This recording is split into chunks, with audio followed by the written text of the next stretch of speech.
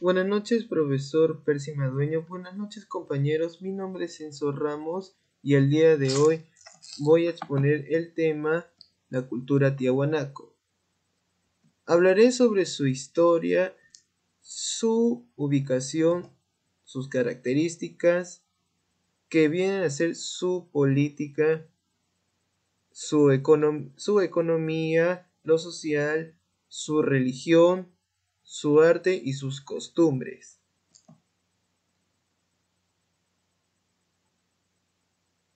Comenzaremos primero con su historia.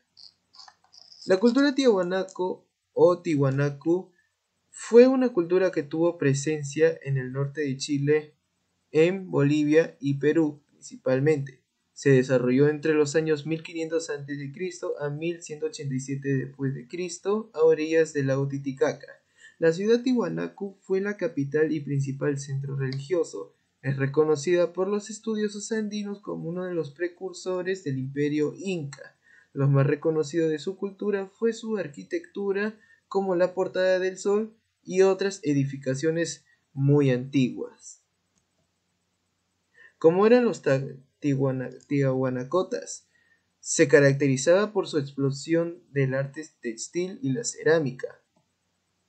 Tiwanaku, su capital, comenzó siendo una aldea y se acabó convirtiéndose en su ocaso en una ciudad de unos 6 kilómetros cuadrados y 40.000 habitantes. Su ubicación. ¿Dónde se ubica? En la cultura tiahuanaco dominaron partes de lo que hoy es Perú, Argentina, Chile y Bolivia en América del Sur durante muchos siglos. Sus orígenes se remontan en el periodo intermedio temprano.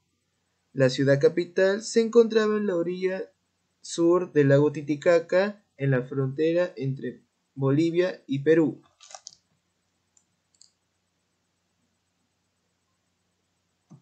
Segunda ubicación. La capital fue Tiwanaku. Se encuentra en las cuencas del río Tiwanaku y Catari, entre los 4.200 y 3.800 metros sobre el nivel del mar. Los suelos eran pantanosos y se inundaban estacionalmente a causa de deshielo de Kilseya. Su forma de vida. Vivían en hogares con cimientos de piedra y muros de adobe.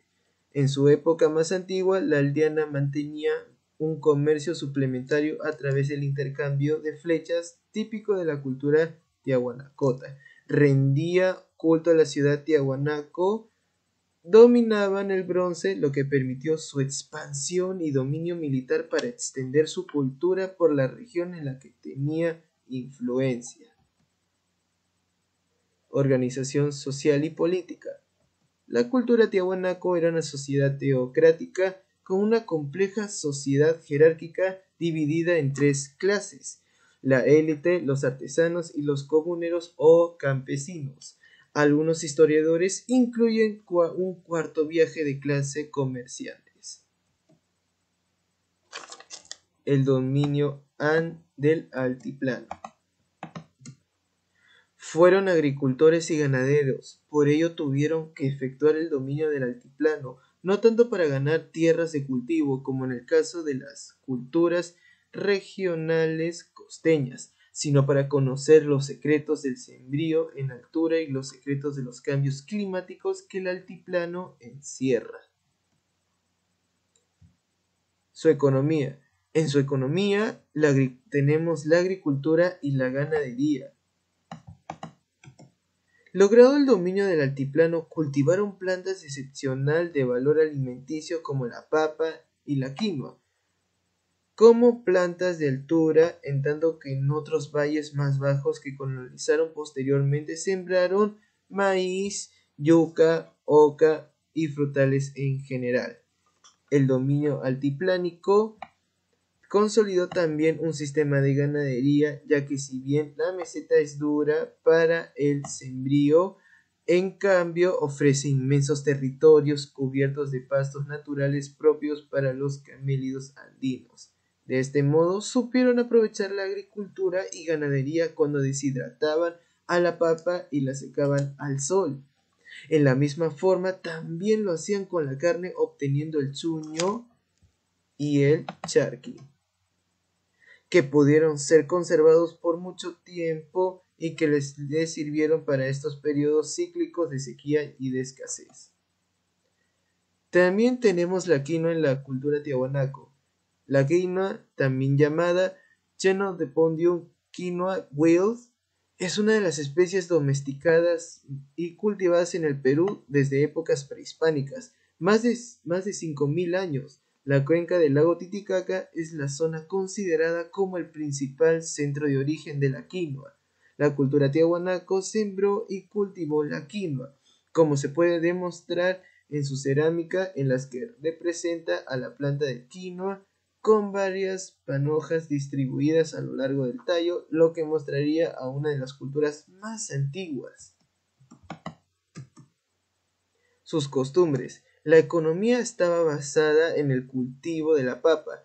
Cultivaban diferentes plantas en función de las características de la zona. La domesticación de la llama favoreció el pastoreo. La lana era imprescindible para el desarrollo textil y comían su carne. Realizaban rituales con mucha complejidad en los que consumían sustancias alucinógenas. Deshidrataban los cultivos y la carne para su almacenamiento y posterior aprovechamiento en épocas de esquía.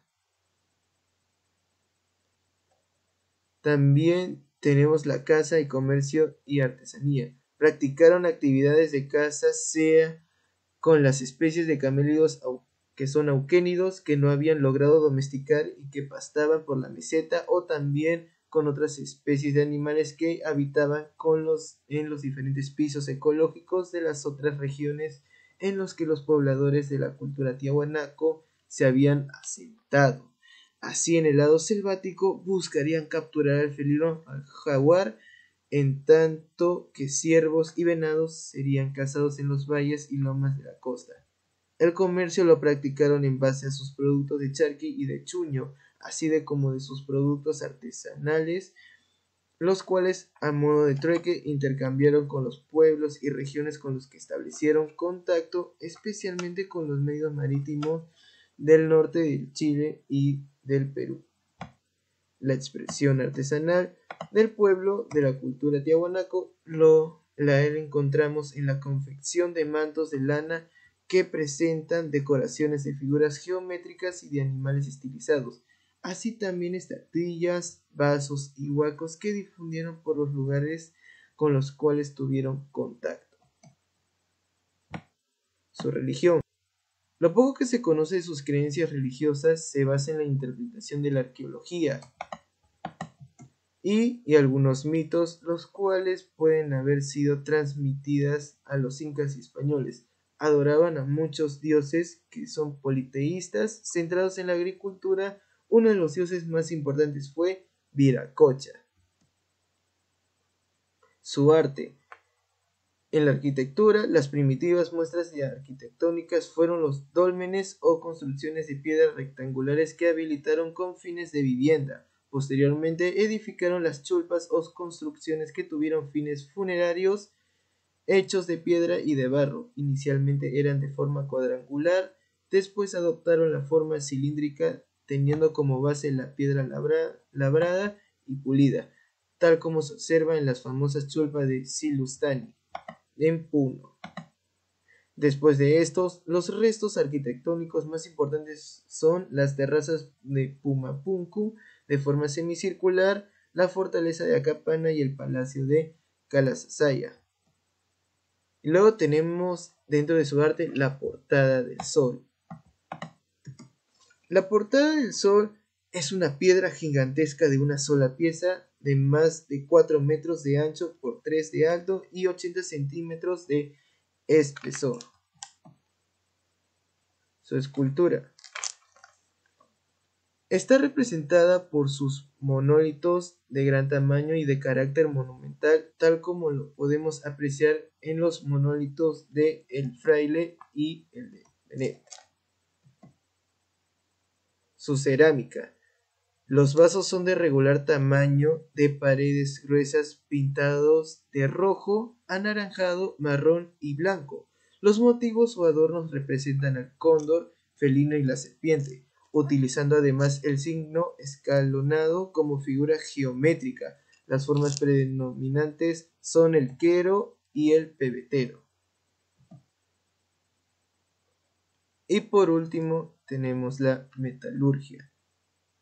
El hombre de la cultura tiahuanaco mostró pocas actividades en el campo de la metalurgia, trabajando el oro y la plata, con los que confeccionaron algunos objetos como orejeras, brazaletes y otros objetos ornamentales, pero de ejecución un tanto rústica, ya que la orfebrería no fue el carácter principal de esta cultura, sino más bien la lítica o el trabajo sobre la piedra. Aquí están sus respectivas fuentes. Bien, eso fue todo de mi parte. Muchas gracias.